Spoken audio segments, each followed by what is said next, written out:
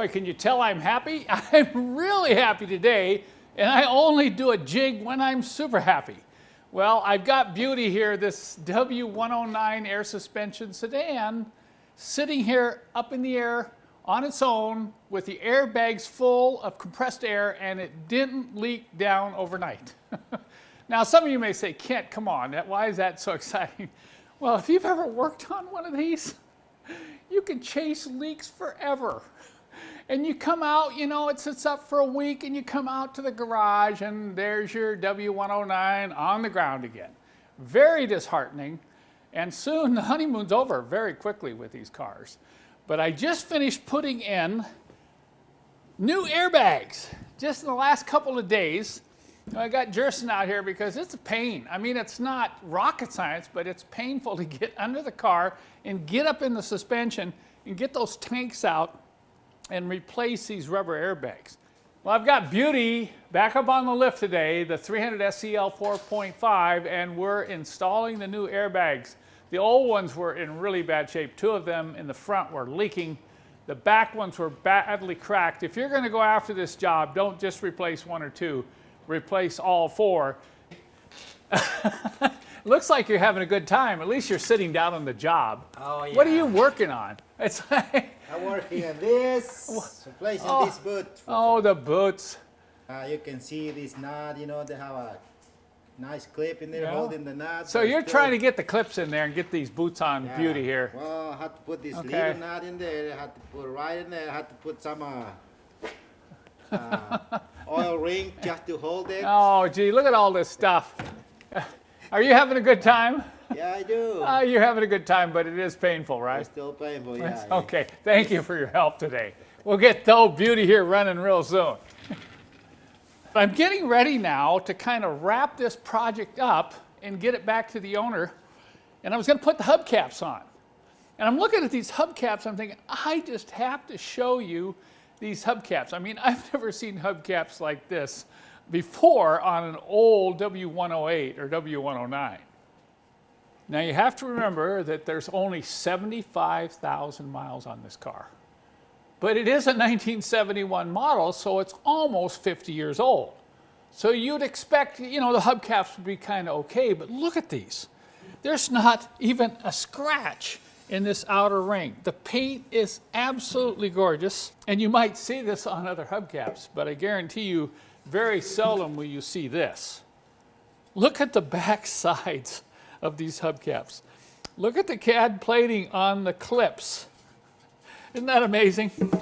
Well, I'm impressed with hubcaps. All right. Well, over here you can see the bags that I replaced. We had to separate the bags from the tanks and, of course, put the new bags in and then put everything back in under the car and reconnect it to the hard lines that run the compressed air into those tanks. So that's done.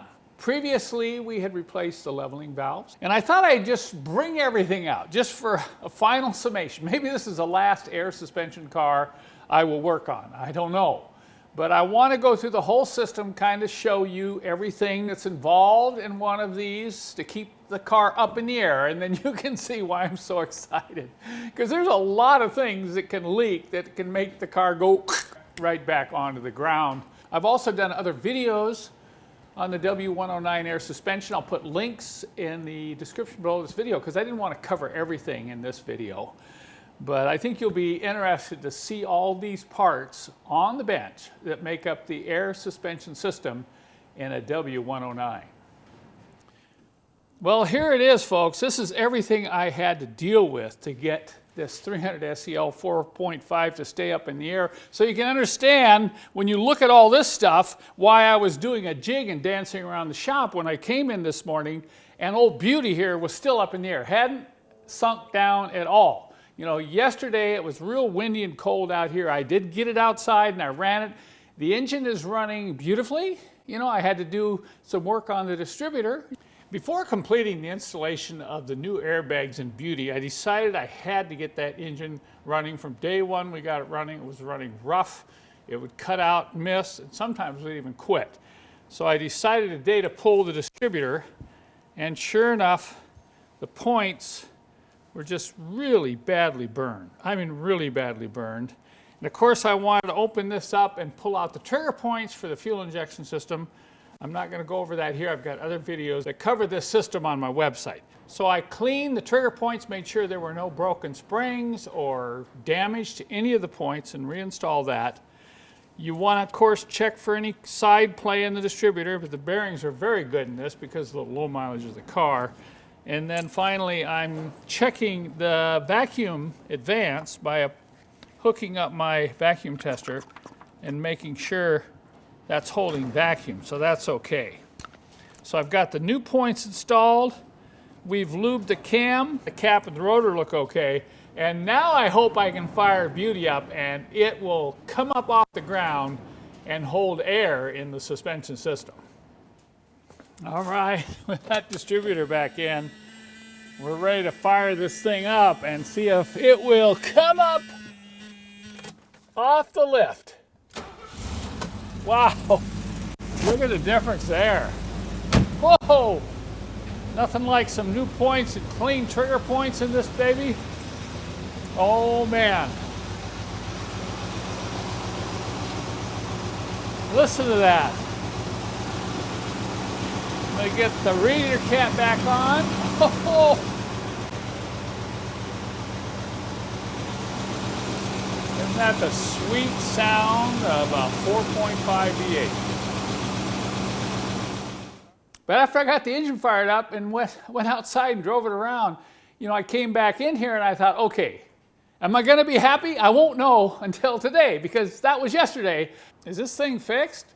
I won't know until I come back tomorrow and see if it hasn't fallen back on the ground. All right, let's start with the basics of the system. This right here is an engine-driven compressor. This is mounted on the front of the engine. This produces the compressed air that goes around all those airbags and keeps the car up. But along the way, there's a lot of other things going on in a lot of other places where there could be leaks or malfunctions. This unit right here sits up in the front of the car. This is the intake air filter, and this is the bottle for the alcohol. And the alcohol is used to keep the system from freezing in the winter because it does get moisture in it. So the intake air leaves this filter system, goes into the compressor, and then the output to the compressor goes to this tank here. Now the tank has a check valve right here, which can cause problems. It also has a drain. This is a drain that you need to constantly be draining to keep any moisture out of the system. And it's a push drain like this. And if you saw in the earlier videos on Beauty, I had been messing around with this to make sure this wasn't leaking. Then compressed air in the tank leaves and goes into what's called the main valve. This is the main valve which can raise and lower the car. This puts it in neutral when you jack the car up, and then you have a low and high setting, and you have a number of hard steel lines that leave the main valve and go to these leveling valves underneath the car. There are two of them in the front, one on the right, one on the left, and then in the rear there is a single leveling valve. Take a look at these. I'm not going to take one apart to show you, but I am going to give you a link so that you can watch Martin Werminghausen take one of these apart and see how he rebuilds them. There's nobody better in the world at rebuilding these valves than Martin. And I'll put a link. He has a website called 600airsuspension.com. So if you do end up getting one of these cars or need work done on your valves, he's the man. He is the man, I guarantee it. So we had to have all the leveling valves taken apart and fixed. And you can't believe what goes on in here. You think, oh, that's just a valve, goes up and down, but it has to route air all over the place, and there's all these little O-rings and little valves in there. So if you think you can just get under the car and spray a bunch of soapy water around and find the leaks, not necessarily so. You may have internal leaks in these leveling valves that's slowly bleeding back to the main valve and out of the system, and the car is going to sink. It's going to sink very slowly. Obviously, if you have a hole in one of these air bags, you're going to hear it. You're going to hear it hissing.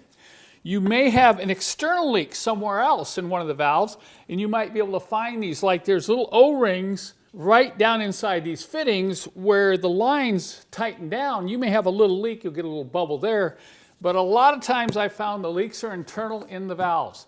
You can replace all the bags, you can fix everything else, and the car still may not stay up. So you can see right away that we've got some issues here with everything that has to happen before the air even gets to this. Now this is called the air spring. It takes the place of the spring. It sits under the car like this. Air is put into these rubber billows, and of course that's what gives you the soft ride, and it also can raise and lower the car. So you have situations where you might have leaks in the fittings, and of course when the bags get old and split, the car isn't going to pump up at all right? So there you have it.